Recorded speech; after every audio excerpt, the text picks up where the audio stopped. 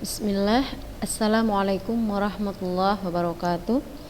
Alhamdulillahirabbil alamin wahdahu wassalatu wassalamu ala asrafil anbiya'i wal mursalin wa ala alihi wa sahbihi ajma'in, amma ba'du.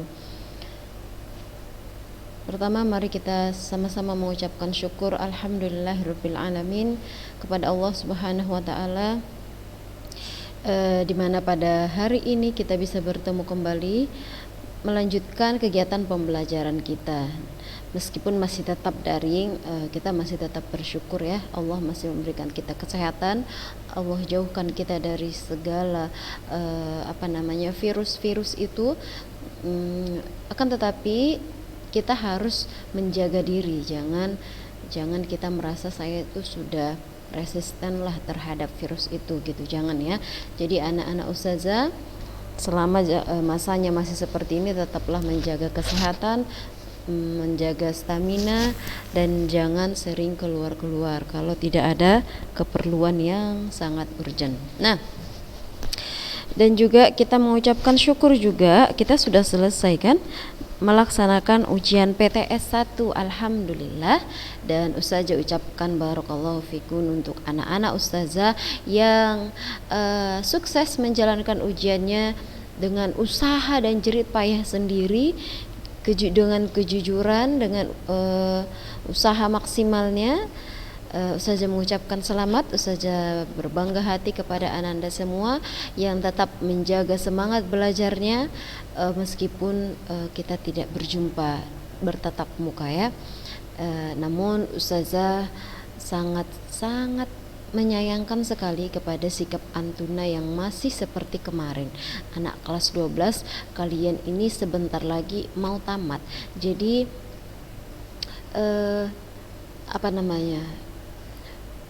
pencetakan ananda itu dimulai dari kecil. Jadi jika mulai dini ananda tidak membiasakan diri untuk bersifat jujur, maka nanti kedepannya akan mendarah daging.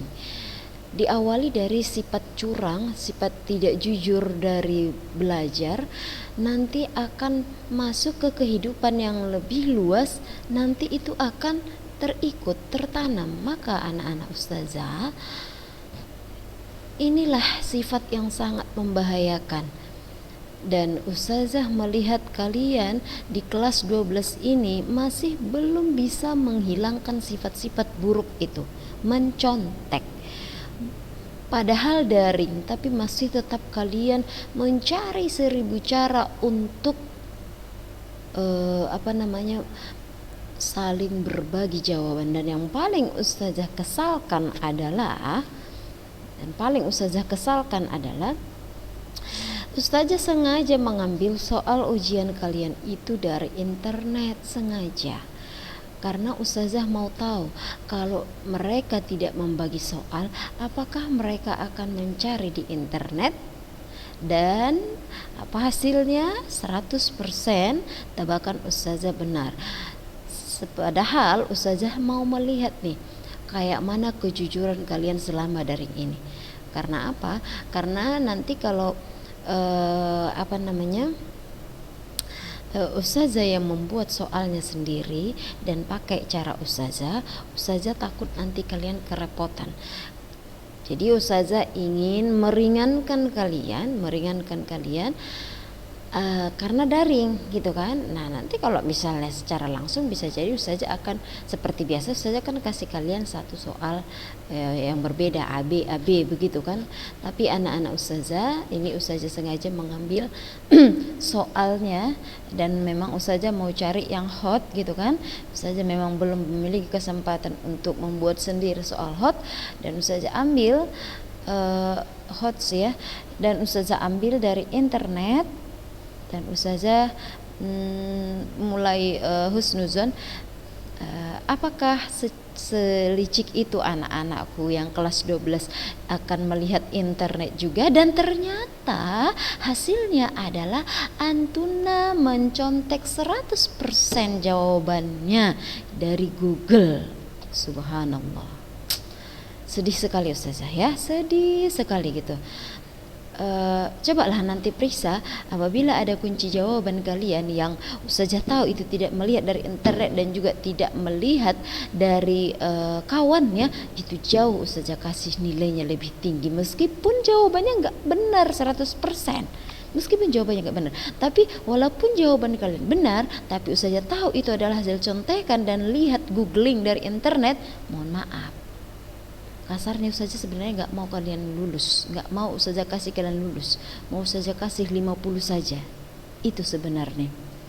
Nah, jadi ini nanti kalau Ustazah ada kesempatan, Ustazah mau khusus untuk kelas 12 nih, cobalah dulu, kasih dulu Ustazah kejujuran ya. Ustazah tunggu kalian kelas 12 ya, chat Ustazah di hari ini juga siapa sumber utama yang menggoogling itu dan siapakah yang men-share ke teman-temannya, siapa sumber utama. Ustazah minta kejujuran. Kalian udah kelas 12 nih, hari ini Ustazah harus tahu jawabannya. Kalau hari ini tidak ada yang ngechat Ustazah, yang ngaku ke Ustazah, ya Ustazah ana googling dari internet, ada ini buat kejujuran, ya Ustazah ana minta dari sini. Kalau hari ini Ustazah tidak dapatkan kejujuran dari kalian, maka insya Allah di minggu depan Ustazah akan menguji kalian ulang lewat video call. Ustazah akan mendiktekan soalnya, Ustazah akan mendiktekan soalnya, lalu dalam waktu sekian menit Ustazah butuh jawabannya, selesai. Kalau tidak dijawab, kalau tidak dapat jawabannya, maka itulah nilai kalian di akhir. Ya, jadi Ustazah minta kejujuran kalian hari ini juga.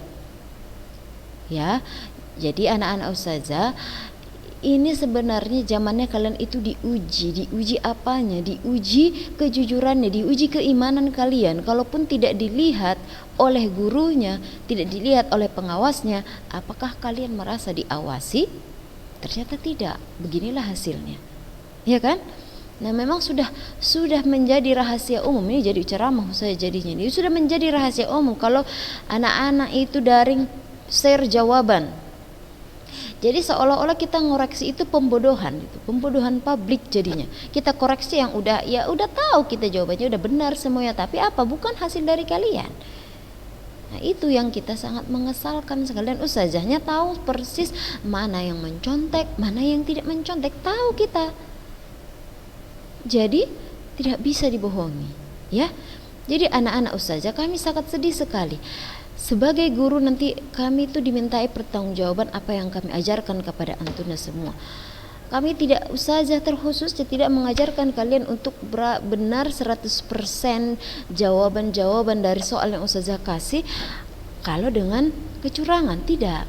Jujur kalian, jujur jawabannya, tapi jangan pulanya jujur dengan jawaban yang tidak ada usaha. Itu juga sama dengan nol. Jujur jawaban kalian, tapi itu adalah setelah usaha. Allah kan suruh kita juga harus berusaha dulu, harus usaha kita. Allah tidak akan memberikan kita tiba-tiba emas sebesar batu ke depan kita kalau tidak berusaha, ya kan? Jadi usaha dulu yang kita lakukan, baru apa yang kita usahakan itu lalu tuangkan ke dalam kertas itu tunjukkan sama, itu jauh lebih Ustazah hargai dan Ustazah banggakan kepada kalian. Ya, jadi tolong dari sekarang itu dicamkan dalam diri kalian baik-baik. Camkan. Belajar bagus-bagus. Nah, jangan membodohi diri kalian. Videonya tidak ditonton secara seluruhan. Tugas jadi minta mentah-mentah dari kawan, gak ada usahanya. Buat update status yang tidak karuan. Terus apalagi? Melakukan hal-hal yang tidak bermanfaat, selfie. Jangan seperti itu ya nak. Jadi ini ujian kita ini berlipat-lipat. Kalian diuji di sekolah dan juga diuji diri kalian, diuji keimanan kalian.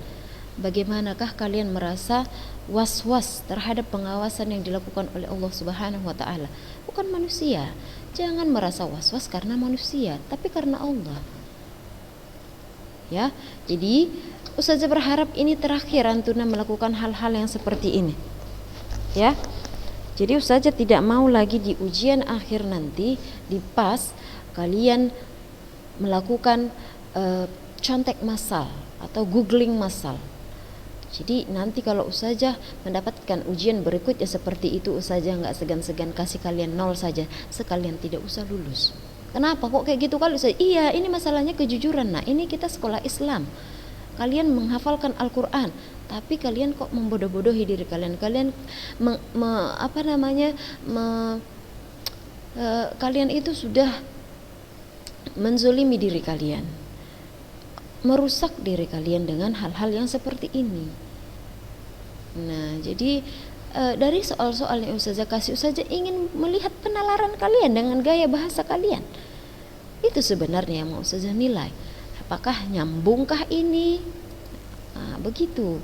Jadi tolong anak-anak ustazah di ujian berikutnya, ustazah tidak menginginkan lagi ada peristiwa seperti ini. Tidak ada lagi mencontek, tidak ada lagi googling, pure hasil usaha sendiri, belajar sendiri, lalu tuangkan dalam kertas kalian, bagikan ke ustazah. Itu yang ustazah harapkan, jujur ya nak ya, dengan usaha yang maksimal.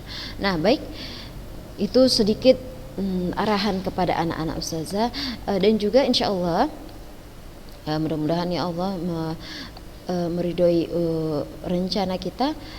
Ustazah suka nih insya Allah di akhir Oktober nanti setelah bagi rapot kemungkinan ya kita akan belajarnya itu tidak seperti ini lagi. Jadi ustazah bisa melihat wajah kalian meskipun tidak langsung, tidak bisa menyentuh gitu kan.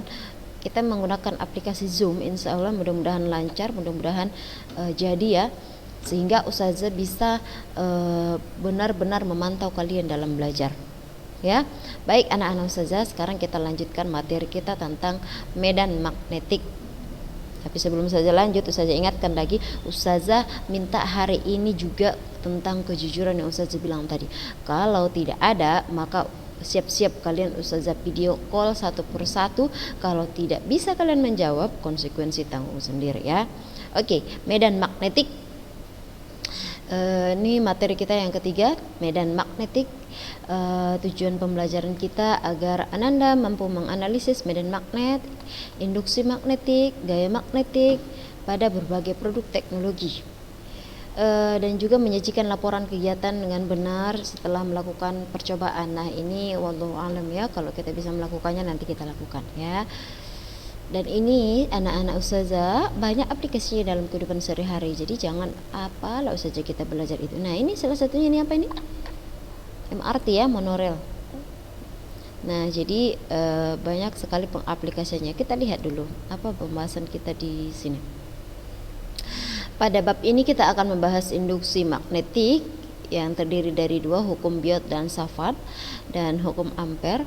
Lalu berikutnya kita akan bahas gaya Lorentz dan flux magnetik.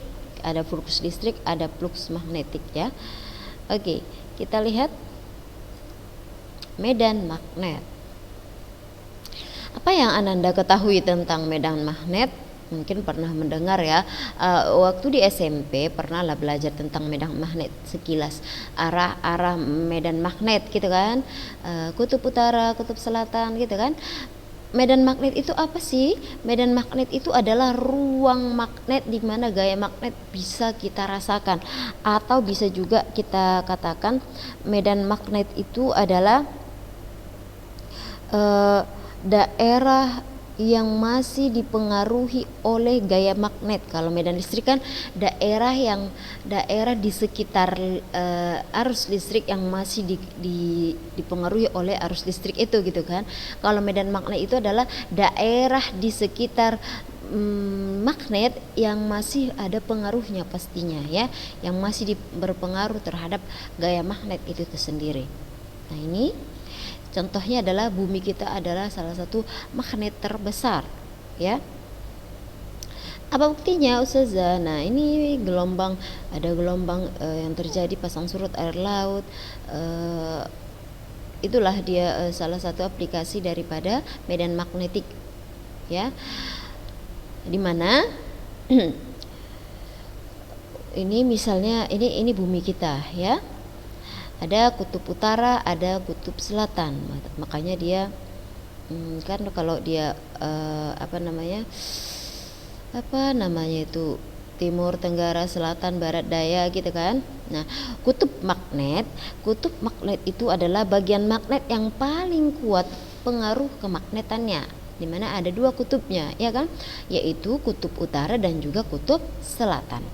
Ya, jarum untuk kompas secara bebas mengarah ke utara dan selatan, di mana bumi sebagai magnet dengan kutub magnet sedikit bergeser dari kutub geografi. Jadi maksudnya tidak persis dia di sini utara, di sini selatan, gitu kan?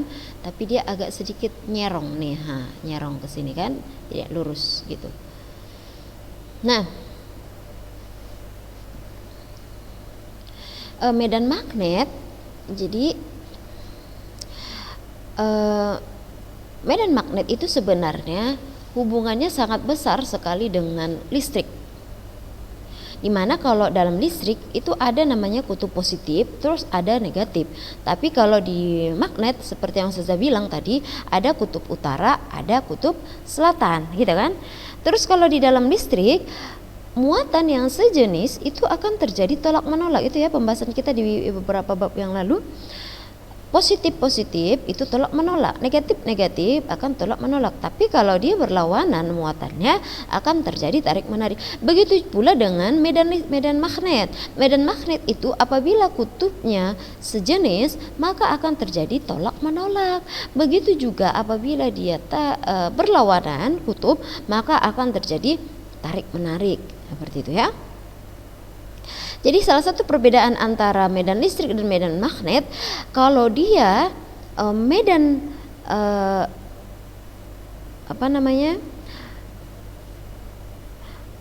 medan magnet, kedua kutubnya itu akan selalu berpasangan.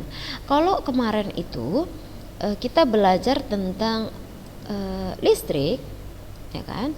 Kalau kita belajar tentang listrik, misalnya hukum Coulomb, kutub positif, gitu kan, positif lalu negatif, ini minus 3 Coulomb, ini positif ya, ini minus 5 Coulomb misalnya. Apa yang terjadi? Mereka akan tarik menarik. Jadi dia muatan positif dan muatan negatif itu bisa berdiri sendiri. Akan tetapi kalau dia pada magnet itu akan selalu berpasangan ya, akan selalu berpasangan. Kalau ini kutub utara, ini kutub selatan, satu magnet itu akan selalu berpasangan ya. Dalam satu magnet ada utaranya, ada selatan. Apabila misalnya magnet ini dipotong ya, sehingga terbentuklah dua magnet, ya kan? Akan terbentuk dua magnet yang kecil. Sudah, ini dipotong dan otomatis ini magnet ini langsung akan terbentuk di sini utara, di sini selatan, di sini utara, di sini selatan gitu. Demikian kalau kita potong lagi, begitu juga ini utara selatan gitu. Jadi makanya kalau magnet itu selalu berpasangan dia kutubnya. Ya. Dimana kalau sama halnya dengan muatan listrik ya, sama halnya dengan muatan listrik yang menimbulkan medan listrik, kutub utara dan kutub selatan magnet juga akan menghasilkan medan magnet di sekitarnya. Jadi kalau ini kan arah medannya dari muatan positif ke negatif gitu kan, arah medannya ya, yang kita belajar tentang flux listrik kemarin itu kan. Nah, dari positif ke negatif. Jadi sedangkan kalau dia garis-garis medan magnet itu adalah merupakan lintasan tertutup dari kutub utara ke kutub selatan ya, dari kutub utara ke kutub selatan magnet dan kembali lagi ke utara pada batang magnet tersebut. Maksudnya kayak mana Ustazah? Jadi dia berjalannya dari kutub utara ke kutub selatan ya, perhatikan. Jadi kalau dia medan listrik itu dari positif ke negatif. Kalau magnet dia bergeraknya dari utara ke selatan gitu. Ini ya. Udah. Lalu setelah di dalam magnet dari selatan ke utara gitu. Begitu selanjutnya. Ya, oke. Dan dia berupa lintasan yang tertutup. Seperti ini dia kurang lebih ya. Jadi kalau dia arah medan magnet itu adalah dari arah utara ke selatan, dan di dalam magnetnya dari selatan menuju ke utara, begitu seterusnya gitu. Makanya lah gambar di slide kita ini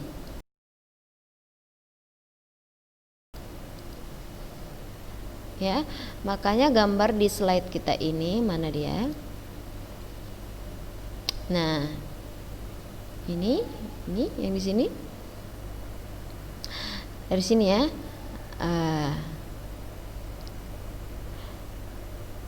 Dari sini dia ke sini, lalu melintas lagi ke dalam, keluar lagi, begitu seterusnya. Oke, baik. Nah, medan magnet itu sendiri sebenarnya merupakan besaran vektor ya. Maksudnya besaran vektor itu dia ada nilainya dan juga ada arahnya. Mana nilai arahnya? Tadi kan udah kita sebutkan, dia arahnya adalah dari kutub utara ke kutub selatan, gitu kan. Jadi sama dengan medan listrik, mereka itu sama-sama merupakan besaran vektor. Dah.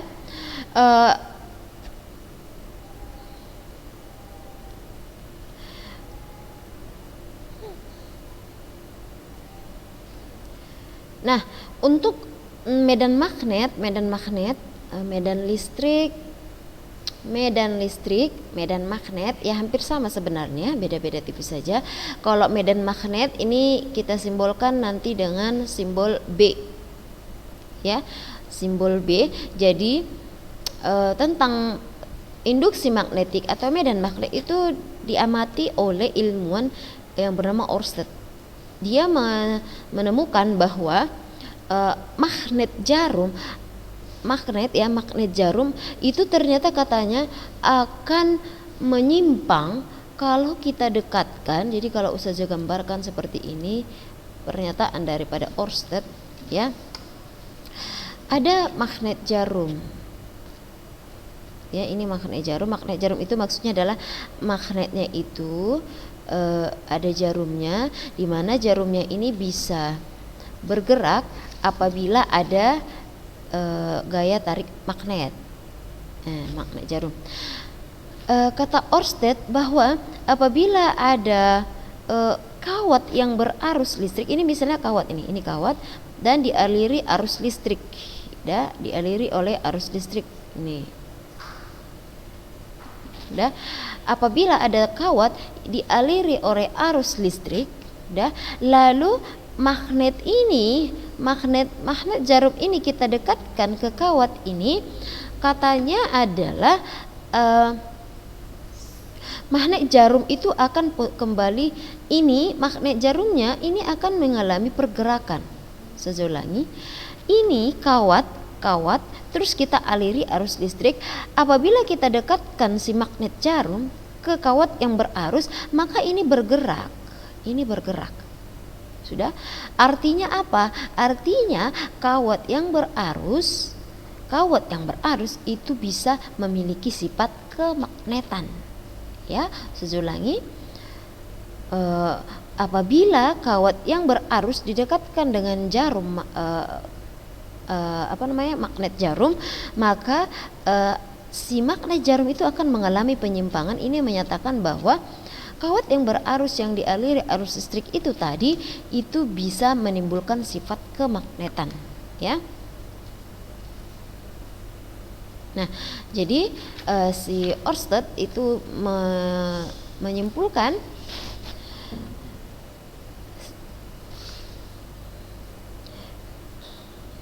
bahwa arus listrik itu dapat membangkitkan medan magnet. arus listrik bisa membangkitkan medan magnet dengan arah garis medan mengikuti kaidah kanan tangan kanan kita ya. Jadi menggunakan kaidah tangan kanan. Jadi saya ulangi tadi bahwasanya katanya kawat yang berarus listrik ya, kawat yang berarus listrik dapat membangkitkan medan magnet dengan arah garis tangan. Ini kalau tangan kita seperti ini ya. Ini ibu jari kita, ini adalah arah arusnya, arah arus, sedangkan keempatnya ini adalah arah medan magnet. Ya, ini arah arus, ini arah medan magnet. Udah? Jadi kita lihat teorinya di slide.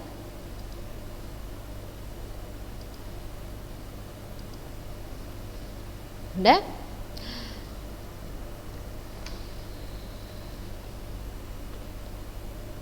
Nah, tadi setelah si Ørsted menemukan pengaruhnya itu tadi, lalu induksi magnet pada kawat berarus tali dilanjutkan penelitiannya oleh si Laplace dan juga teori dari Biot dan Savart tadi yang saya sampaikan, di mana besar induksi magnetik kawat listrik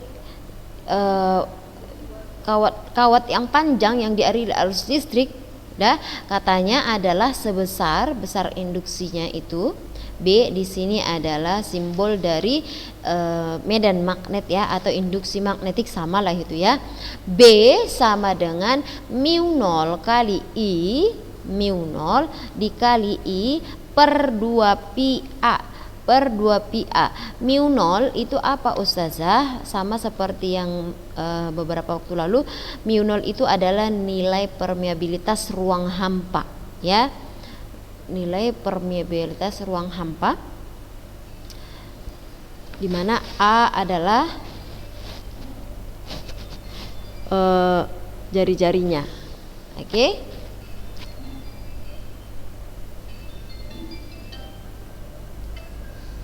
Oke, baik.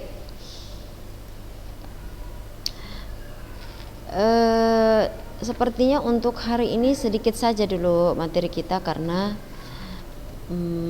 masih pembukaan ya.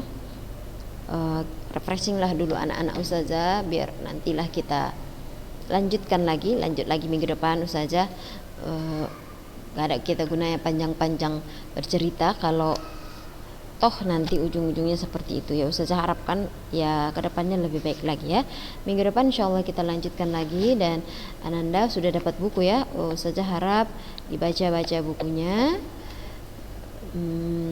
dipahami, nanti baru kita, kalau teori medan magnet ini insyaallah cuma sedikit, dan juga rumus-rumusnya mirip-mirip lah.